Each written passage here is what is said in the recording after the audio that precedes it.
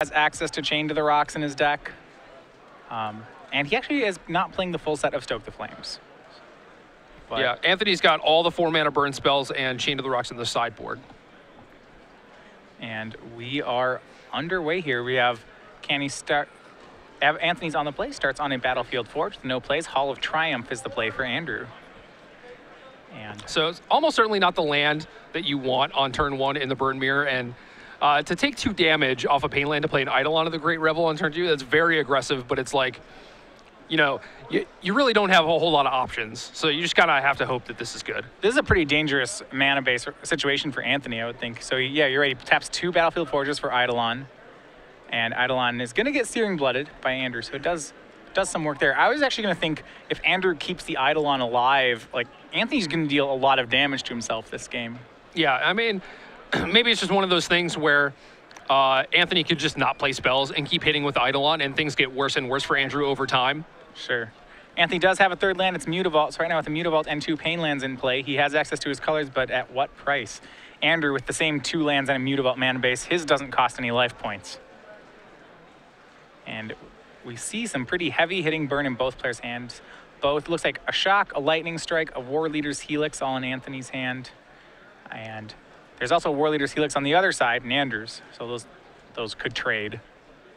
We'll see how to break the parity, and it's going to be Chandra's Phoenix as the first attempt on Anthony's side. And is it possible to say that this may be one of the best cards, if not the best card in the Yeah, I was going to say this is probably the best card, because if you are trading burn spells back and forth, what you really want is a consistent source of damage. And while Chandra's Phoenix can die to a burn spell, like your plan is to burn them and get it back. And if you force them to keep burning it over and over and over again, like that is less points of damage that they have going at you.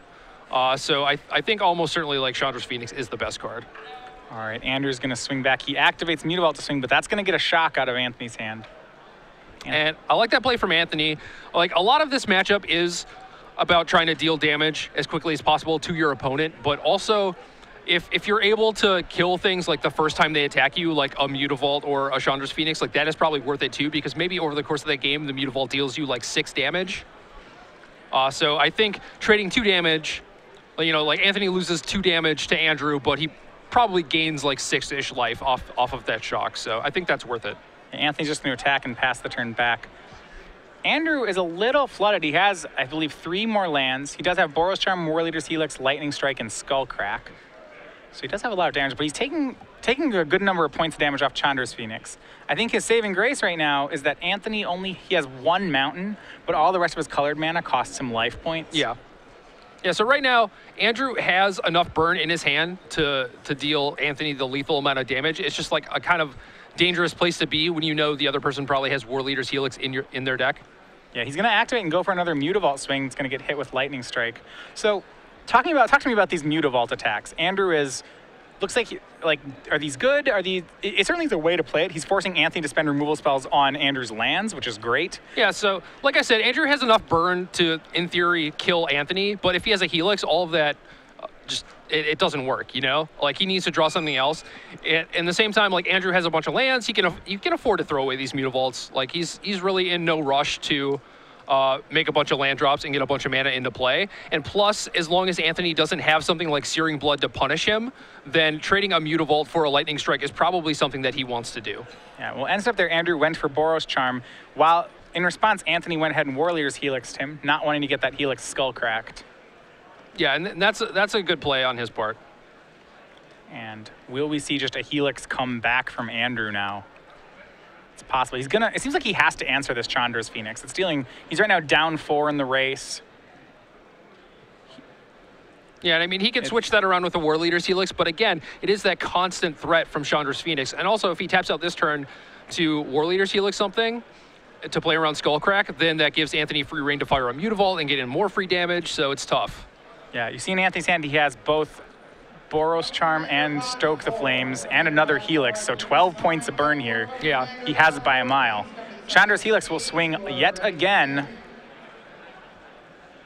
And it looks like Andrew's going to make the move here. Yeah, I think at this point you have 2 options. Like, you can try to Helix and gain enough life so that the Phoenix doesn't actually kill you, or you can try and kill it. He's going to go to kill it. He Lightning Strikes the Phoenix. Anthony passes the turn. Is he going to go for an end-step Boros Charm? If he does, he's going to get War Leader's Helix again, most likely. Yeah. It seems like, and he's going to do it. He's going to go for the Boros Charm. And once again, Anthony punishes him for it with War Leader's Helix. Yeah, I mean, that's a tough spot to be in where, like, maybe he doesn't have the second one and maybe you're safe to do it. I think the first one was fine because he wanted to actually start playing spells, and I don't think he could have kept open 2 mana for the entirety of the game. And Andrew's going to War Leader's Helix back. So that puts Anthony down to 7. Andrew goes up to 8.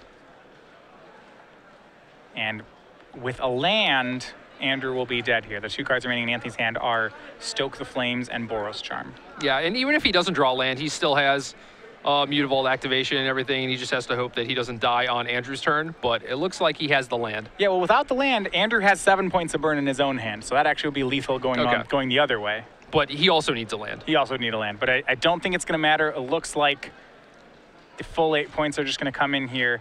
4 from Boros Charm, and it's going to be 4 more from Stoke.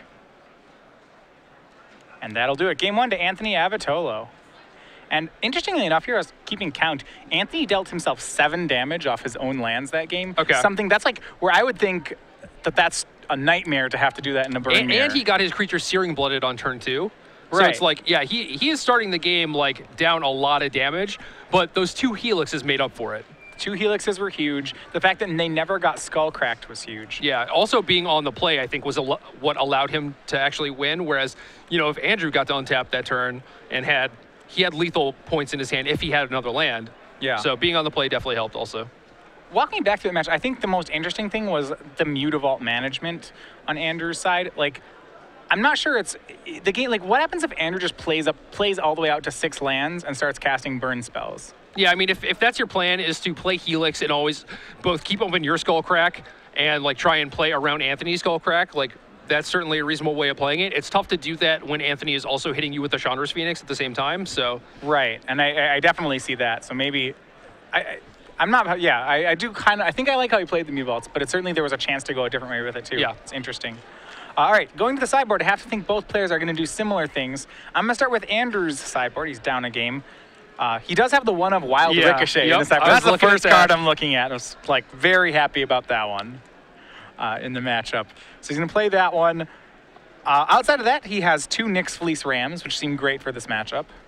And the question is, I don't think you really board in too much else. He has 2 Banishing Light, which is possible he wants those to get rid of Phoenixes. He already has Chain to the Rocks, yeah, though. I mean, he has an additional Chain to the Rocks in the sideboard, too. Sure. And you see that Andrew has 2 Nyx Fleece Rams. Like, maybe he's thinking that Anthony's bringing in something similar that he would want Chain to the Rocks for. So over on Anthony's side, he has 2 Glare of Heresy, 1 Banishing Light, 3 Chain to the Rocks, 4 Boros Reckoner, 3 Satyr Fire Dancer, and 2 more Eidolon of the Great Rebels. And I think Boros Reckoner is coming in. Chain to the Rocks is almost certainly coming in. And then past that, you know, you don't have too much help, and you definitely want to take those Eidolons out. But Boros Reckoner is generally pretty good in this matchup. I mean, Boros Reckoner has always just been like a king in red mirrors. Yeah. You know, it's very, like, if a red deck kills Reckoner and gets 2 for 1 by it, they usually feel pretty fortunate that they didn't get 3 for 1. Like, yeah, certainly. It can be a nightmare in these matchups. One of the questions is when you're playing a burn mirror, like, you don't want to cut too much burn. So how do you sideboard out cards in this matchup? I am certainly not a burn expert, but I feel like on Anthony's side at least, the Eidolons can come out, and then, I mean, maybe you cut something like Magma Jet. I'm not even sure, but like it feels like you want the 4 mana burn spells. You want the Skullcracks for their War Leaders Helixes. Boros Charm is probably the most efficient burn spell. Searing Blood certainly very good. Lightning Strike. I think like the tension point is probably between Lightning Strike and Magma Jet, where they can both kill the creatures that matter. So it's like whether or not the extra damage is worth the scry. Yeah. But I think with Anthony having 4 Lightning Strikes and 3 Magma Jets in his deck, he is saying that Lightning Strike, like the extra damage, actually matters. Then he also has 3 Shocks, which could potentially come out. But I like having a 1 mana burn spell. Like you saw that be very good when Andrew tried to get a little frisky with that Mutavault in game 1. I'm actually wondering if they board out cards like Stoke the Flames. I did see in that game, it seemed like both players had a Stoke in their hand that was actually pretty difficult for them to cast. Yeah, I mean, that's certainly true, but if you're trading blows with your burn opponent and your burn spells deal more damage, that's just good. Yeah, I mean, I think you're going to come out ahead. It also gives you more leeway to be able to burn their creatures and like not feel the effects of that, like not being short points to actually finish them off. So I don't know, like Stoke is certainly expensive. I know that Helix wants to stay for sure, and I feel like you would want the the 4 mana 4 damage, but maybe you don't. Well, it's like you already have 2 mana 4 damage, right? So it's not flexible. It can't go at creatures, so that might be worse. I do think, I mean, obviously, I don't think you're touching War Leader's Helix in the matchup. No. It's so good. Yeah, that's probably, yeah, I guess we're talking about Chandra's Phoenix being maybe the best card. Maybe War Leader's Helix is, especially if you're able to navigate in a way that makes it so you don't get skull cracked. All right, we're underway for game 2. Andrew on the play this time.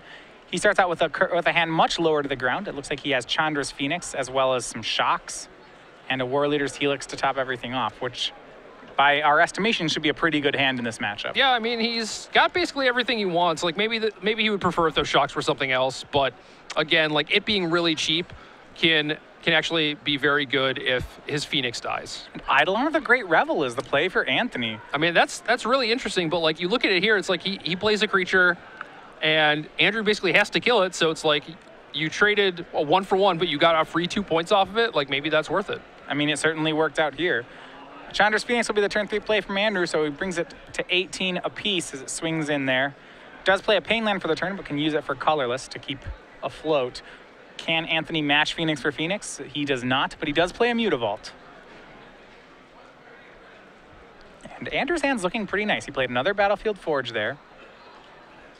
His Chandra's Phoenix is going to get Searing Blooded.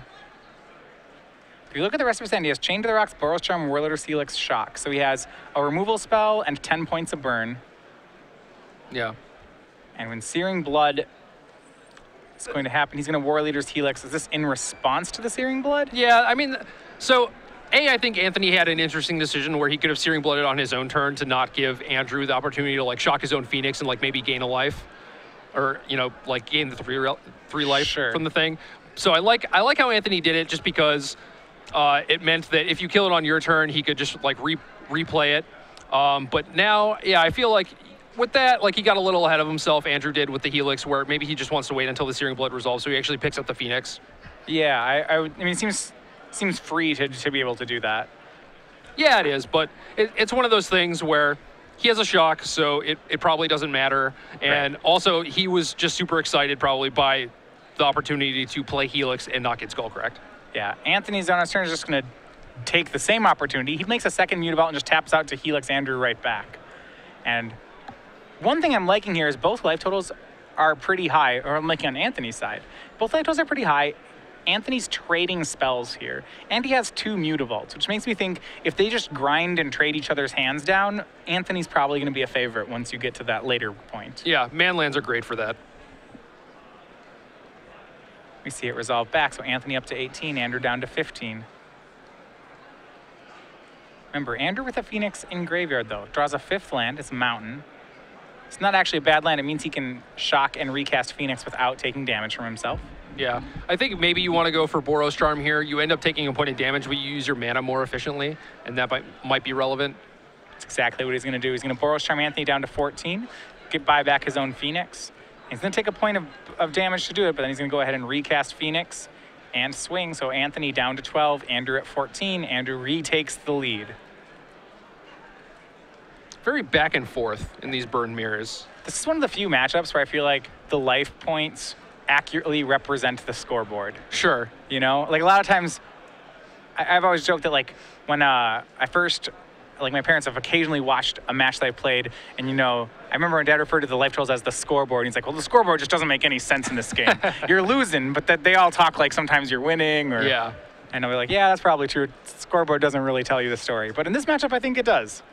Yeah, I mean, it's 10-10, and it does look kind of close. I mean, Anthony has the 2 Mutavaults, but I think this might be a turn where he only sends 1 in.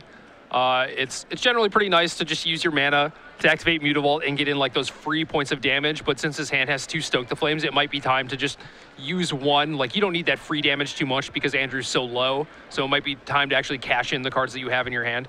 Yeah, he's going to go ahead and swing a Mutavault. That's going to eat a shock. I think Anthony's pretty happy with that. Any burn that's not going to his face feels like a win here. Yeah, and that's kind of telling too, right? Yeah, the draw from Andrew that turn was Nyx Fleece Ram, a great card in this matchup. Is it, if it's in time? Not sure it still is. We'll see. Anthony goes down to 8. Andrew retakes that lead. He's going to play Nyx Fleece Ram. Passes the turn, and here comes a Stoke the Flames. Andrew goes down to 6. Anthony has another Stoke. We don't know if he has those last 2 points, though. Can he draw them? He draws Lightning Strike, and that should do it. Yeah, he's just going for it. Stoke and Strike. No responses from Andrew. That should be good enough. He's going to shock him, but it's not enough. You're shocking him in response. Okay, and there you go. Anthony Avitollo, 2-0, wins the Red-White Burn Mirror. Yeah, that was close. I mean, I think Anthony did a really good job of doing exactly what he had to do, where he got to sneak in the Mutavault points when it mattered. He made sure that his War Leader's Helix did not get skull cracked. He tried to skull crack Andrew when he went for Helix. Yeah, he did. He did a great job of his War Leader's Helixes always gained 4 in this matchup. And I think, especially game 1, that was really important in the matchup.